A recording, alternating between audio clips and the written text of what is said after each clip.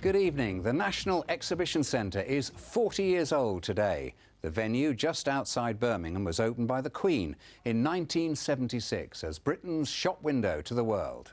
The nation has at last acquired an exhibition centre which can bear comparison with the best the rest of the world has to offer. Well, back then it was seen as a huge leap of faith for a city and a region that was famous for its manufacturing.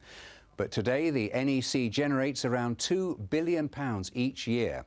Let's just get that into perspective. It's enough money to build 3 super hospitals the size of Birmingham's Queen Elizabeth. From crufts to rock concerts, its events have brought millions of people flocking to the Midlands from all over the world. And of course that generates jobs, more than 30,000 across our region. Well, tonight our business correspondent Peter Plisner is at the National Exhibition Centre. And Peter, it's a massive business and a lot more than just the UK's biggest exhibition centre. Yes, it certainly is, Nick. Tonight we're in one of the huge halls here at the NEC where, as you can see, they're preparing for the next big show. But NEC is more than just the National Exhibition Centre these days. 2 big concert venues and, of course, Birmingham's International Convention Centre. Now, our reporter Ben Sidwell has been looking back over the last 40 years at how it all started. February the 2nd, 1976. ABBA were top of the charts and the Queen made her way through the snow to open what would become the country's biggest and most successful exhibition centre. I have great pleasure in declaring the National Exhibition Centre open.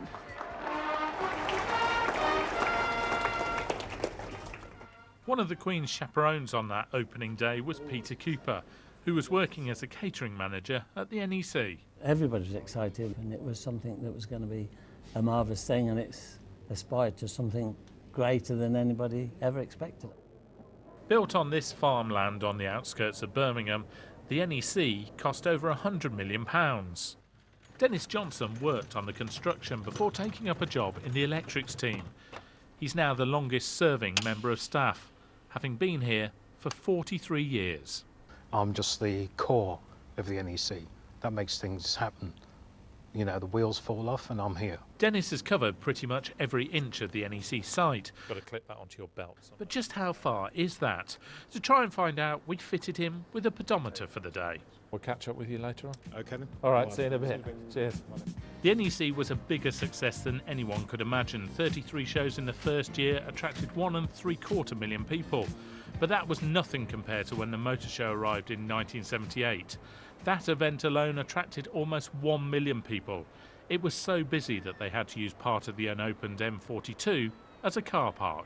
I remember the Londoners coming up and saying that, oh, it'll never last, it'll be a car park for the airport. And here we are 40 years later, and where's Earl's Court? Housing. So it's nice to know that we lasted longer than what they said it would. The NEC's been a place people have met, married, and where entire families, like the Fitzgeralds, work together. We all get on. We've been married long enough now to know how each other works. During the day, it's always 90% work talk, but as soon as we get home, it's leave it on the doorstep. The NEC's come a long way in 40 years. But what about Dennis? Well, it says that you've done 4.8, so virtually 5 miles. I'm very surprised indeed. That's even better than going to the gym. I can cancel my gym membership now. And over the course of his working life here, that's almost twice around the world. Ben Sidwell there with one of the longest serving employees here at the NEC. Tonight, as you can see, they're busy setting up for the Spring Fair, which is the biggest show to be held here annually. It's also been going for the full 40 years. It fills the entire site. But shows like that also help boost the region's economy to the tune of billions of pounds. And they also help secure jobs, not just here at the NEC, but in the wider West Midlands. Quite literally bringing home the bacon and then cooking it for his guests. David Burton used to be an architect. Now he runs the Church Farm bed and breakfast at Bicken Hill, just a mile from the NEC. And I was coming back from the office in London one night, stuck on the M25, and said to myself, what am I doing here? So I just jacked it all in and started doing B&B. Around 75% of guests who stay here attending shows at the NEC. Rob Orchard is one of them. He runs a furniture store near Bristol, and soon after breakfast we find him looking round one of the industry's biggest trade shows. It's a good sort of hour and a half's drive, so it's an easy one to access. The show is the main show for the year for this trade. Every year there are 500 different events involving around 34,000 exhibiting companies.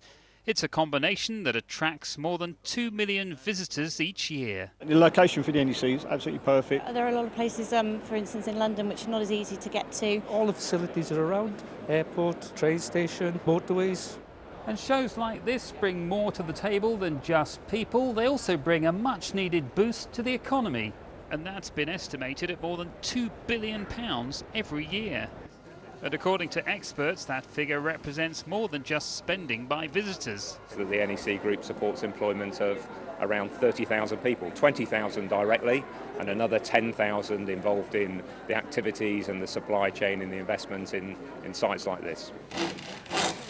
And talking about the supply chain, this Kenilworth-based company makes exhibition stands for shows at the NEC. Staff are currently busy working on stands for the Spring Fair, the NEC's next big show. We build about 120-ish stands a year, and 50% of those would be at the NEC.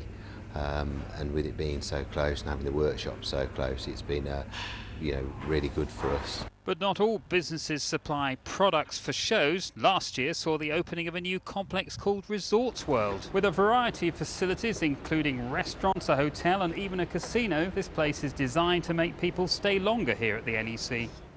With an outlet shopping mall too, hopefully people will spend more money.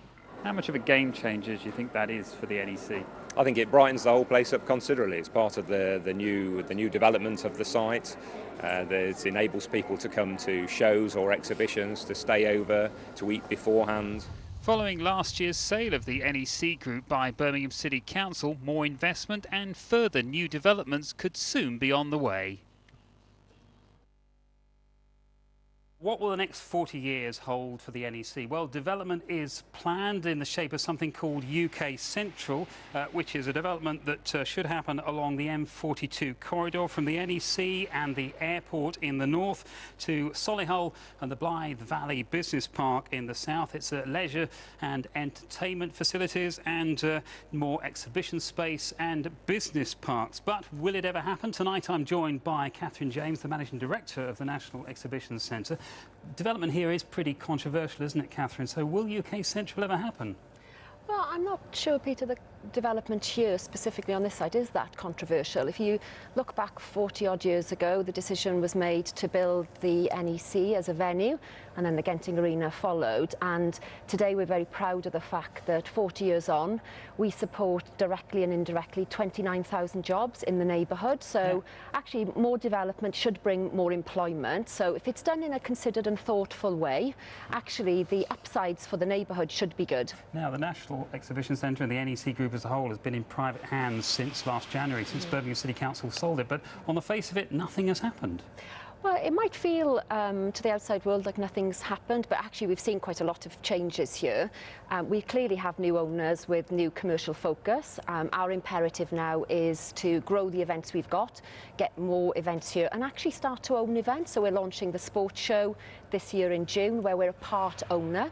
We've obviously seen Resorts World open last October, and so really for us it's all about what will the next 40 years bring. Catherine, many thanks. Well, it is of course happy birthday to the NEC. The big question is, what will it look like in 40 years from now?